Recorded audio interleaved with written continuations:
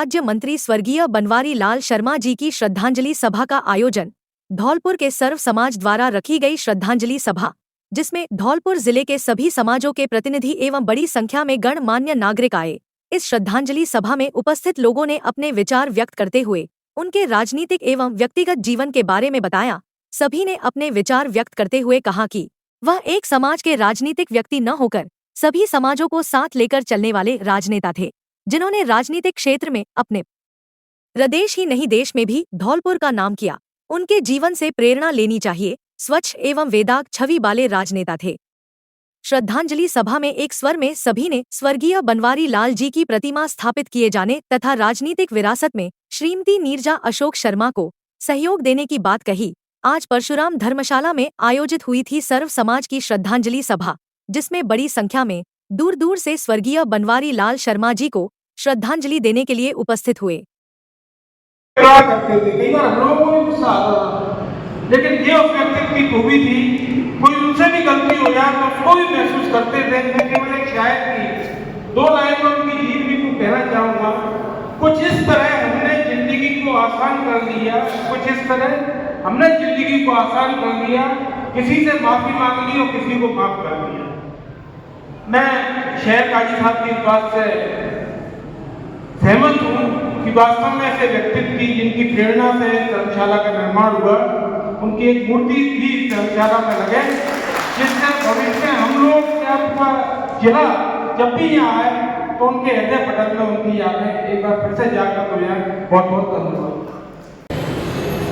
ऐसे महान व्यक्तित्व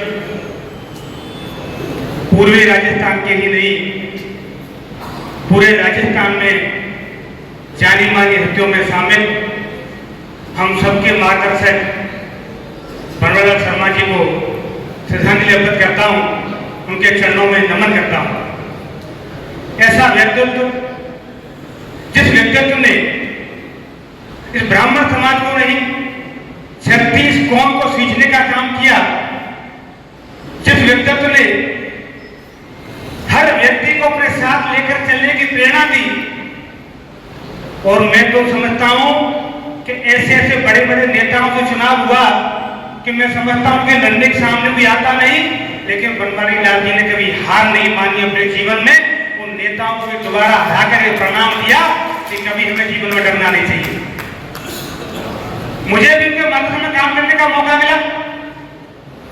हमारा भी संरक्षण उनका संरक्षण हम पर रहा, और संरक्षण में अशोक भाई साहब का हाथ उन्होंने पकड़ाया, हमने तन मन धन से भाई साहब का साथ दिया। लेकिन भगवान को भी दूसरा विषय मंजूर था कि कुछ ऐसा काम हुआ तो भाई साहब हमारे बीच में नहीं रहे, और फिर दोबारा नीरजा भाभी जी की उंगली हमें पकड़ा कर चलाने का मौका दिया। बाबा ने कहा, बेटा अरे तुम्हारी बात आप पर लगी है, साथियों की बात पर लगी है। हमने पूरी ताकत झोंक दी और भाभी जी को साथ निभाने को कसर नहीं छोड़ी। और जिस परिवार ने 50 वर्ष धौलपुर की सेवा की हो, उस परिवार का साथ देने में हम पीछे भी कुछ कसर नहीं छोड़ेंगे। लेकिन एक पीड़ा मन में, कई वक्ताओं ने, साहब ने, सबने कहा है, मैं चाहता हूं धौलपुर में या इस प्रांगण में कहीं भी बाबा साहब की भव्य मूर्ति लगे, जो कि हम पर संरक्षण का बना रहे, उनकी प्रेरणा आने वाले युवाओं के दिल में बसी रहे। इसके लिए चाहे प्रांगण में लगे, चाहे कहीं धौलपुर के किसी अच्छे चौराहे पर उनकी बड़ी भव्य मूर्ति लगे, जिसमें 36 कौम का सहयोग हो, जिससे सबसे पहले मैं तैयार हूँ। लेकिन बाबा साहब की मूर्ति लगे, धौलपुर को सींचा, हम जैसे युवा साथियों को, हजारों को राजनीति में तैयार किया और आशीर्वाद सदा बना रहा।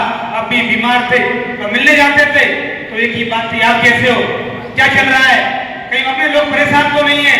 अगर कोई परेशान तो बेटा अभी मैं जिंदा हूँ, चिंता मत करना, ऐसा आशीर्वाद हमेशा उनका मिलता था। तो मैं तो पुनः आपका निवेदन करूंगा कि बेटी 36 कौम की सरदारी से, युवा साथियों से, इस परिवार ने 50 साल आपको सींचा है, इस परिवार का, नीरजा भाभी जी का 36 कौम साथ दे, ऐसी मेरी आशा है। और मूर्ति लगे, यही मेरी आप सभी के चरणों में निवेदन है। आप सभी यहाँ पधारे हैं इस सभा में, आपके सभी के चरणों में नमन। पुनः बाबा साहब को धन्यवाद, नमस्कार।